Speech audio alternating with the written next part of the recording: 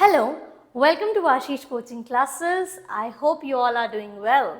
So आज जो हम क्लास शुरू करने जा रहे हैं वो है सैनिक स्कूल के एंट्रेंस एग्ज़ाम के लिए जो लोग प्रिपेयर कर रहे हैं उनके लिए, और उनके लिए भी जो basic grammar, parts of speech, ये सारी चीज़ें अपनी फाइन करना चाहते हैं उनके लिए भी आज की क्लास बहुत हेल्पफुल रहने वाली है. ओके, सो आज हम सैनिक स्कूल का फर्स्ट चैप्टर इंग्लिश का शुरू कर रहे हैं जो है noun. अब I'll ask the first question, what is noun? So everybody knows noun is the name of a person, place or thing. ये हम बचपन से पढ़ते आए हैं, पर आज मैं कोशिश करूंगी कि इससे भी इजी तरीके से आप लोगों को मैं नाउन समझाऊं. तो नाउन असल में क्या है, मैंने शॉर्ट में लिखा है इट्स अ नेमिंग वर्ड. हमारे आसपास जो भी चीज़ें होती हैं बच्चों, जैसे ये डस्टर है, मार्कर है, ये पेन है, हर चीज़ का एक नाम है. अब हम इसको तो डस्टर नहीं कह सकते, या इसे मार्कर नहीं कह सकते, या इसे मार्कर नहीं कह सकते, राइट? क्योंकि हर चीज़ का अपना अपना एक नाम होता है और उसी नाम से हम उन चीज़ों को जानते हैं. जैसे you will never call a door a window because it's a door, we everybody know that. ठीक है, तो नाउन वो होता है जो सबका, जिसका जिम्मा है कि वो सबका नाम रखेगा भाई. ठीक है, अब जब हम ये चीज़ समझ ही चुके हैं कि noun is a naming word, तो हर चीज़ का नाम हो सकता है. ठीक है, पर्सन का, प्लेस का, थिंग का, किसी फीलिंग का भी नाम हो सकता है. ठीक है, तो अब बिना किसी देरी के will get straight to our video. Okay, types. तो सबसे पहला जो टाइप है हमारा वो है कॉमन नाउन. मैं यहाँ पे एक्सप्लेन करती हुई जाऊँगी. ठीक है, कॉमन नाउन. अब कॉमन नाउन को यूज़ क्यों किया जाता है? ठीक है, to denote a class, to denote a class, और मैं नोट्स की भी मदद से लेते जाऊंगी ताकि कोई भी आप लोग की क्लास कुछ भी आप लोग का पॉइंट ना छूटे, और अ ग्रुप. ठीक है, सैनिक स्कूल वाले बच्चे स्पेशली आप लोगों को बोल रही हूँ, आप बुक भी खोल के रखिएगा और देखते जाइएगा, आपको बहुत अच्छे से समझ में आएगा. ठीक है, तो कॉमन नाउन आखिर दिखाता क्या है? जब हम कॉमनली किसी चीज़ के बारे में बात करते हैं, ठीक है, जो पूरी उसकी जाति को, पूरी उसकी क्लास को, या पूरे उस ग्रुप को दिखाता है, उसे हम कॉमन नाउन कहते हैं. एग्जाम्पल के लिए हम देखेंगे, अगर मैं कहूँ गर्ल, वो कोई भी गर्ल हो सकती है, कोई पर्टिकुलर मैंने नाम तो नहीं लिया. ठीक है, वो कोई भी गर्ल हो सकती है, कोई भी बॉय हो सकता है, कोई भी बच्चा हो सकता है, कुछ भी हो सकता है. तो ये है आपका कॉमन नाउन जब हम कॉमनली किसी के बारे में बात करते हैं. जैसे boys are very good at cooking, just example. तो यहाँ पे मैं किसी पर्टिकुलर बॉय के बारे में बात नहीं कर रही हूँ. ठीक है, मैं यहाँ पे सारी बॉयज की प्रजाति के बारे में बात कर रही हूँ कि they are good at cooking. अब आप लोग सोच रहे होंगे कि मैं उल्टा एग्जाम्पल क्यों दे रही हूँ, बट आजकल ये एक्सेप्टेबल है. ठीक है, so boys are good at cooking. ठीक है, मीन्स बॉयज, सारे बॉयज की बात कर रही हूँ मैं पर्टिकुलरली किसी स्पेशल बॉय की बात नहीं कर रही हूँ. ठीक है, सो दिस इज कॉमन नाउन जब हम कॉमनली किसी चीज के बारे में बात करते हैं. Now coming to the second point, that is proper noun. Proper noun is easier. ठीक है, समझेंगे. So proper noun, proper noun हम कब यूज करते हैं? फॉर पर्टिकुलर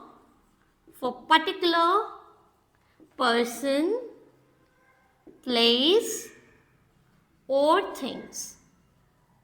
ठीक है, जब भी हम पर्टिकुलरली स्पेसिफिक किसी को कह रहे हैं कि हाँ ये, या ये जगह, या ये पर्सन, तो हम प्रॉपर नाउन का यूज करते हैं. आपको टर्म से ही समझ में आ रहा होगा. प्रॉपर मतलब पर्टिकुलरली स्पेसिफिक हम किसी को कह रहे हैं. फॉर एग्जाम्पल देखेंगे, जैसे Tina, it's a name. Delhi, it's a name of a place. ठीक है, तो अगर मैं कहूँगी गर्ल तो वो तो कॉमन नाउन हो गया, लेकिन अगर गर्ल में मैं कहूँ टीना तो that will be proper noun, क्योंकि मैं पर्टिकुलरली किसी एक को कह रही हूँ. ठीक है, इसका एक छोटा सा एग्जाम्पल जो मैं हमेशा अपने बच्चों को बताती हूँ. सपोज क्लास में बहुत सारे बच्चे बैठे हुए हैं और मैं कहूँगी anyone girl please come with me. ठीक है, कोई भी लड़की मेरे साथ आओ, मुझे कुछ काम है. ठीक है, तो कोई भी गर्ल आ सकती है, मैं कॉमनली बात कर रही हूँ. ठीक है, लेकिन अगर मैं कहूँगी टीना कम विद मी तो टीना ही आएगी, right? So that will be proper noun. It is the easiest way to understand. Okay, now coming to the next one, that is collective noun. Collective noun. अब आप लोगों को शब्द से ही क्लियर हो रहा होगा कलेक्टिव, ठीक है, because it represents a group, ठीक है, एक ग्रुप को रिप्रेजेंट करता है। जैसे क्लास, क्या एक बच्चे से क्लास बन जाता है? नहीं, ठीक है, there should be many students to make a class. उसी तरीके से pack of lions, pack of wolves, ठीक है, उसी तरीके से बंडल, ठीक है, bundle of something, okay, bundle of sticks. Now bunch, गुच्छा, bunch of keys, bunch of grapes, ठीक है, उसी तरीके से आर्मी एटसेट्रा। तो ये कुछ चीजें हैं जो वर्ड तो एक ही है बट एक पूरे ग्रुप को दिखाती है, ठीक है। उसी तरीके से टीम भी हो सकता है, ठीक है। क्या टीम में एक मेंबर होगा? जी बिल्कुल नहीं, इसमें बहुत सारे लोग होते हैं। So that is collective noun, जो एक ही वर्ड में बहुत सारे लोगों के बारे में बताती हो, ठीक है।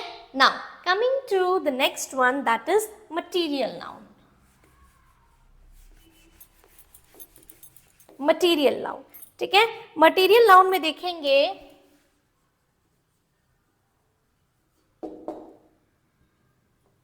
substance of which something is made up of,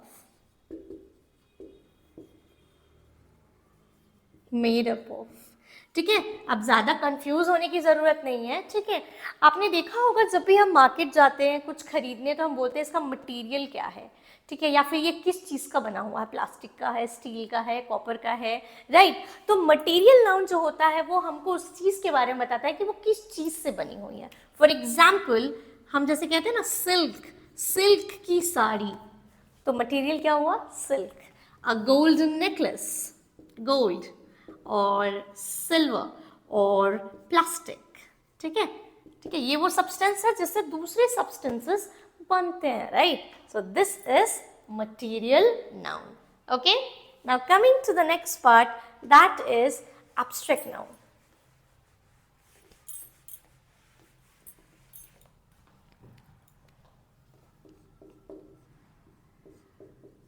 abstract noun बड़ा ही इंपॉर्टेंट और बच्चों को सबसे ज्यादा कंफ्यूज करने वाला। It shows actions, it shows state यानी कि अवस्था, and it shows a quality too, ठीक है। अब देखिए जैसे मैं कहूं हंगर, भूख। हंगर मीन्स क्या होता है? भूख, राइट। अब ये भी तो एक अवस्था है भूखे होने की। या फिर अगर मैं कहूं चाइल्डहुड, बचपन, क्या ये किसी नाउन में आ सकता है? कॉमन में, प्रॉपर में, कलेक्टिव में आ सकता है, मटेरियल में आ सकता है? नहीं आ सकता, ठीक है। It is a state. इससे हम अपनी फीलिंग्स को भी बताते हैं, feelings of love, feelings of hate, feelings of anger. समझ पा रहे हैं? तो ऐसे कोई शब्द या ऐसा कोई मतलब ये ऐसा नाउन है जिसको आप टच तो नहीं कर सकते पर महसूस कर सकते हैं, ये टैंजिबल नहीं होते हैं। Like anger, can you touch anger? कैसा लगता है एंगर टच करने में? पता नहीं, but we can feel that somebody is angry with us, right. उसी प्रकार से हंगर, भूख छू नहीं सकते पर महसूस होता है ना जब भूख लगती है तो, ठीक है। So that is abstract noun. इसको अगर सिंपली समझे तो ऐसी भावनाएं या ऐसी अवस्थाएं, ठीक है, जो टच नहीं की जा सकती पर महसूस की जा सकती हैं, फीलिंग्स, इमोशन, स्टेट, उसे हम कहते हैं abstract noun, okay. Now coming to the next one, that is, ये भी एक नाउन का पार्ट है, ठीक है। बेसिकली तो देखिए ये पार्ट्स होते हैं, common, proper, collective, material, abstract. Maximum जो टेक्स्ट बुक्स छपती हैं 6, 7, 8 की, उसमें आपको यही पढ़ाया जाएगा, ये आपको अलग से पढ़ाया जाता है। ये मैंने इसीलिए इसमें इंक्लूड किया है क्योंकि ये सैनिक स्कूल की बुक में ये इंक्लूड किया हुआ था, बट दैट डजंट मीन कि 7th 8th का कोई बच्चा इसको देखेगा तो उसके लिए बड़ा कंफ्यूजिंग हो जाएगा, ऐसा कुछ भी नहीं है। बुक में ये टॉपिक अलग से दिए हुए रहते हैं, बस इतना डिफरेंस होता है। ठीक है, अब हम नाउन में समझेंगे नंबर। नंबर सब बहुत अच्छे से जानते होंगे मैं क्या पढ़ाने जा रही हूं, ठीक है। Singular, plural, countable and uncountable, very easy to understand. Okay, coming to singular. Singular मतलब वन, कोई भी चीज एक होना, ठीक है, उसे हम कहते हैं सिंगुलर। जैसे एक पियानो या एक रेडियो एग्जाम्पल के लिए, या एक student. Okay, coming to plural, more than one, एक से ज्यादा होना। एक से ज्यादा मीन्स 2, 4, 10, 15, 20 कितने भी हो सकते हैं, ठीक है। जैसे रेडियोस एंड स्टूडेंट्स, ठीक है। The next one is countable, which can be counted, which can be counted, जिनको हम काउंट कर सकते हैं, लाइक पर्सन, ठीक है, एंड पेन्स। इन चीजों को हम काउंट कर सकते हैं ना भाई, अगर काउंट करना चाहें तो वी कैन काउंट देम, ठीक है। Yes, countable noun. जैसे नदियां, यहाँ पे जैसे आप लोग की बुक में नदी का एग्जाम्पल दिया हुआ है, एप्पल्स दिया हुआ है, विच वी कैन काउंट।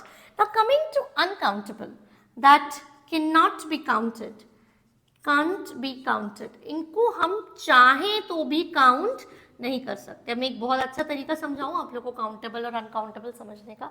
हालांकि मुझे पता है ये बहुत सिंपल है, आप लोग को समझ में आ रहा होगा, बट मैं थोड़ा सा एक और तरीका जो मैं अपने बच्चों के साथ अपनाती हूँ वही बता रही हूँ, ठीक है। कि अगर मैं कहूँ वाटर, क्या वाटर को आप काउंट कर सकते हैं 1, 2, 3, 4? नहीं, पर वाटर बॉटल्स को आप काउंट कर सकते हैं, राइट। जैसे शुगर को आप काउंट नहीं कर सकते, कर सकते हैं क्या? राइस को काउंट नहीं कर सकते, बट अगर राइस के पैकेट्स हैं या शुगर के पैकेट्स हैं तो हम काउंट डेफिनेटली कर सकते हैं, ठीक है। आई गेस ये आपको बड़े अच्छे से क्लियर हुआ होगा। Now coming to the last topic of this chapter, that is noun gender. Okay,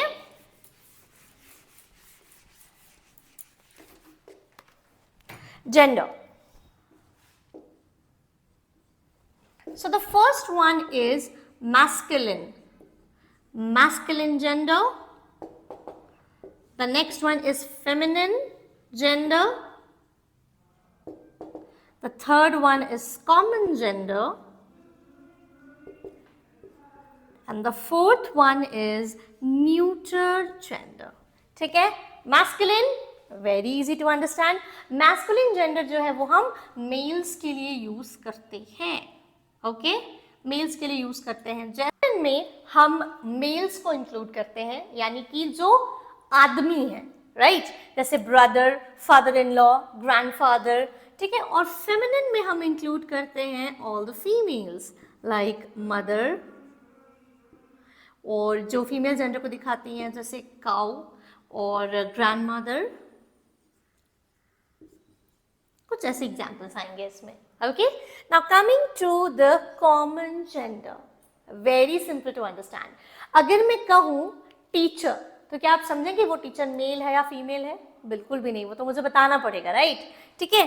तो कॉमन जेंडर में वो सारी चीजें आती हैं जो दोनों जेंडर के लिए बराबरी से यूज की जाती हैं, like a doctor, like a clerk, like a chemist, or a teacher, or an engineer, जो दोनों जेंडर के लिए इक्वली यूज किया जाता है। मतलब हमको पता नहीं चलेगा कि वो मेल है या फीमेल है, we have to specify it, ठीक है। तो ऐसे शब्दों को हम कॉमन जेंडर में लेके आते हैं। Now coming to neuter gender. Neuter gender का तो बड़ा ही सरल है, non living things.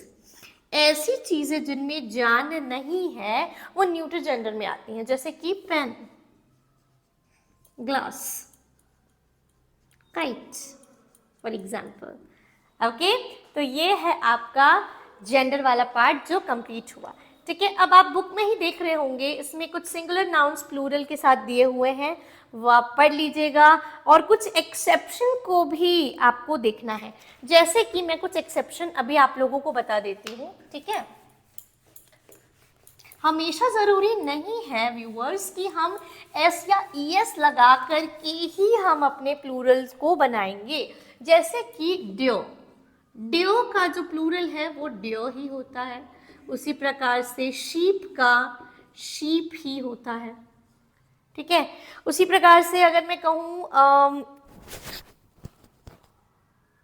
Brother in law, ये बहुत लोग गलती करते हैं। ठीक है, तो आप इसका प्लूरल कैसे बनाएंगे बताइए मुझे? ब्रदर इन लॉज नहीं, आप लिखेंगे brothers in law, brothers in law. ठीक है, उसी प्रकार से अगर मैं कहूं देयर इज चाइल्ड, ठीक है, चाइल्ड, तो उसका प्लूरल क्या होगा? चिल्ड्रन। बहुत लोग कहते हैं चिल्ड्रंस, चिल्ड्रंस ऐसा लगाते हैं, ये लगाते हैं, ये गलत है। ठीक है, this is wrong, absolutely wrong. लेकिन अगर मैं अपोस्ट्रोफी लगा दूं तो इसका सेंस बनता है। जैसे चिल्ड्रंस डे, बच्चों का दिन, चिल्ड्रंस यूनिफॉर्म्स, चिल्ड्रन का यूनिफॉर्म। ठीक है, तो अपोस्ट्रोफी एस मतलब पूरा मीनिंग चेंज। ओके, प्लूरल आप नहीं बना सकते। ठीक है, तो ये कुछ एक्सेप्शंस हैं जो आपकी बुक में दिए हुए हैं, आप उसको वहीं से रिवाइज कर सकते हैं। उसी प्रकार से इसमें मैस्कुलिन और फेमिनिन जेंडर भी अच्छे से दिया हुआ है, वो भी आप याद कर लें, क्योंकि इसी में से आएगा, बुक के बाहर से तो आने वाला नहीं है। ठीक है, और उसके बाद आप इस प्रैक्टिस एक्सरसाइज को जो दी हुई है वो भी लगाइएगा इन क्वेश्चंस को। Now let me tell you one thing, see noun is a very easy chapter, everybody knows that, but जरूरी नहीं है कि ये सबको उतना ही ईजी लगे। जरूरी नहीं है कि 50% लोगों को इजी लग रहा है तो 50% लोगों को भी उतना इजी लगेगा। No, it can be tough for others. Okay, तो आप बिल्कुल भी परेशान ना हो। If you are having any queries you can put down in the comment box, हम श्योरली रिस्पॉन्ड करेंगे। ठीक है, thank you so much for watching the video, और हमारे साथ ट्यून्ड अप रहें और हमारे चैनल को सब्सक्राइब करें, ताकि इसके आने वाले क्लास में जो मैं सैनिक स्कूल के इंग्लिश का वीडियो बनाऊं वो सारी चीज़ें आप देख सकें और समझ सकें। Thank you so much, good day everyone.